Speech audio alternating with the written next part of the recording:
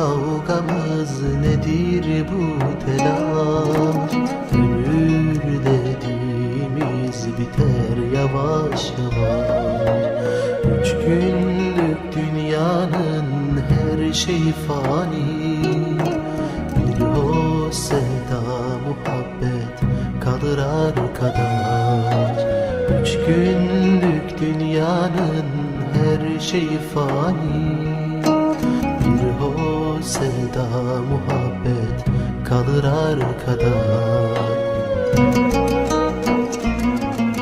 Sen yolcu bu yalan dünya hancı, öyle bir gün var ki yürekte sancıdır.